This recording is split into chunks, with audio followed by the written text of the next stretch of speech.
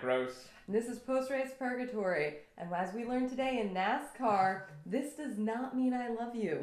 No, this is not the signal you want to see. We learned what that meant today. Jason Ratcliffe and Matt Kenseth and the number 20 team learned the hard way. So after the finish to last week's Daytona 500, where they had the lead going to the final set of corners and nearly wrecked, and then today, it's been a pretty rough couple of weeks for as good as their cars have been. It has been a very rough start. So we saw a flag that we haven't seen since the days of Robbie Gordon. Black flag with the white X when NASCAR pulls your scoring chip out from the computer because you did not heed the black flag. This is really a multi-layered issue. There's a lot of things to talk about. So number one, you've got a very ticky-tack. By the rule, Kenseth, the crew, did commit a penalty where Kenseth crew, the fuel man, did place the adjustment wrench on the rear deck lid of the car while he was fueling the car. That is a very clear rule that has been discussed before, but it was very by the book. What I don't know is if this would have been a penalty if he did not, blow out Joey Logano last year at Martinsville. That's really the question. It might have been overlooked. No, this is not something that you really monitor very closely, so it's one of those things that's hard to say. It's never called. I haven't seen it called before, and I'm wondering if other crew members have done it, or if they're just calling it closer by the book in 2016. I don't know. It's something to look forward to the end. But by the rule, they committed the penalty, and the cameras caught him, and NASCAR caught him, and he deserved the black flag based on what the rule book is. Now, where it enters another level, whole new level of interesting is when you get to Jason Ratcliffe and the way he handled this, which was really as poor as it possibly could have. You could have been. Jason Ratcliffe freaks out over this call, does not think that he should be penalized for it, and I don't care that he's mad about the call. What he does, which is inexcusable though, is he wastes his 3 laps, that's how many you have to come in once you get the black flag, to argue the penalty, and does not call Matt Kenseth to come into the pits. Well, totally unaware because he had the headsets off, he wasn't talking, and the one thing that you cannot let happen as a crew chief in this situation is allow the chip to be pulled to where your laps stop counting. And even there's kind of a safety net built in because you get the black flag with the white cross in it. You get one lap. The next time by, you're still okay. Basically, what the black flag with the white cross means is don't you dare come by this start-finish line again, this flag stand again, without heeding this penalty. And they still came around another lap. And this is 100% of the crew chief. This is not on Kenseth. Kenseth is not his job to see that. I mean, if he did, good job. But in this case, it is completely on Jason Ratcliffe for not understanding. Clearly, he didn't understand the rule because you could see him mouth what, like he didn't know what the penalty was. He did not alert his driver to what was going on based on the radio communication that the Fox cameras played back, and just totally missed the part where his driver was going to lose another lap. And he probably had one of the 3 best cars today, I'd say, after the races. And that's Harvick one and thing we saw when we heard it on the radio of Matt Kenseth asking, "Why didn't you pull me in?" And Jason Ratcliffe admits he didn't even realize the black flag was out. That is your job. This is a classic example of proving NASCAR is a team sport. Everyone pays attention to the drivers, but this is a team sport. And today, everything we have to talk about, the winning and losing moves, were all on the crew chiefs today. Every last one of them.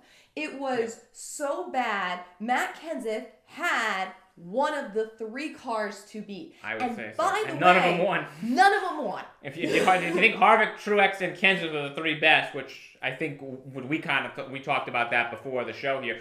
Those are the 3 we thought the best. Today, the fastest cars didn't win because the smartest cars won. So I'm going to go ahead right now and make Jason Ratcliffe I'm going to put him in my purgatory penalty box this week. I know you've got somebody else who you want to go in there. That was going to be my pick for the purgatory penalty box until we had another crew chief screw up that I cannot ignore. And that is Rodney Childers. Way to go. You lost Kevin Harvick this race. Despicable. When you know how important tires are at this track, you saw it all day. You were averaging losing 2 seconds a lap. At least. On fresh 2.5 by some estimates. 2 to 2.5 seconds. We'll estimate Let's low. round We'll down. Easy Let's give you 2 whole laps, 2 whole seconds a lap. That it's going to take off of your time. Now, Jimmie Johnson and Chad Knaus, who made the brilliant decision to have Jimmy short pit, because that was his only option. He didn't have the number 1 car. He played the strategy game. The second the 48 team got within the fuel window, Chad Knaus had that car on pit road and rolled the dice that somebody in front of him was going to do something stupid. And guess what? That's exactly what happened. 9 laps went by before Rodney brings Kevin Harvick into the pits. In fact, Jimmie Johnson passes Kevin Unlapped Harvick. himself. This is a full example. This was right here. This was a big warning sign. Hey, look at how much time he's saving on these tires. Maybe you should pull Kevin into the pits. This was the most damning thing, because you had, if Rodney Childers, or Kevin Harvick for that matter, but it's on Childers, saw this happen, how fast Jimmy caught him, how easily he passed him, and how quickly he pulled away, and then kept him out for an additional 3 or 4 laps after that. This was a perfect visual aid to give you an understanding of how much Jimmie Johnson was beating you by a lap. And like I said, all you gotta do is around. Like I said, 9 laps. If you are beating somebody by a conservative estimate of 2 seconds a lap, that is 18 seconds. That's more than a half a lap. You cannot expect to make, I don't care how fast your car is, you cannot put yourself in a position where you have to make up that much distance. We waited too long.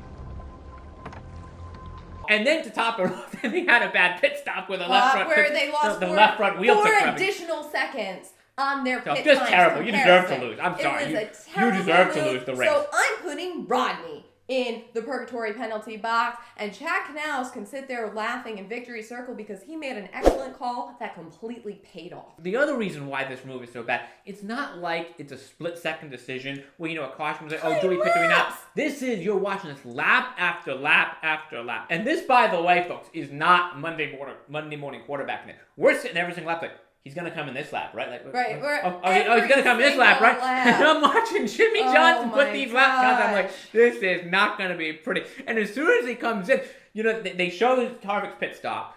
They're slow in the left front. And then they finally drop the jackies down and away. And Harvick is pitting before the start-finish line of pit road. And they cut to Jimmie Johnson, and he's coming down the front straightaway. And I'm like, oh my gosh, he is going to be a half a lap behind, which he was. And that should have been all she wrote. But it wasn't quite all she wrote, because with 3 laps to go, or 2.5 laps to go, we had our first incident of the day. Second caution day, first real incident. Where Ryan Newman's left rear tire blows out. And that really set up what could have been a really, really wild final couple of laps. Everybody comes in, takes 4 tires. Jimmie Johnson's crew holds serve, and then Jimmy does his part on the restart, wins the 76 race, tying the great Dale Earnhardt, which is just, anytime you tie anything Earnhardt does in NASCAR is just an amazing experience. Earnhardt's win total is a little bit lower, because you got to remember, back when he was around in his prime, the season was only about 30, 31 races long in the late 80s, early 90s when he was winning all those championships. So Earnhardt probably lost about 40, 50 races that would have been on the schedule at 36 now. So I think Earnhardt would have been the ace. Plus, I think he had a few more wins left in him. He probably had a few more wins left in him as well. But anyway, it's just an incredible feat. And it's possible that may not be the only major record Jimmie Johnson ties this year if he's able to win a championship. But that's many, many months down the road right now. And we're going to have to see how this plays out, because I'll tell you something right now. The good news for Jimmie Johnson is he won the race today, because that's just, what Jimmy and Chad are about. They maximize every opportunity. But they were not the best car in this case. Absolutely not.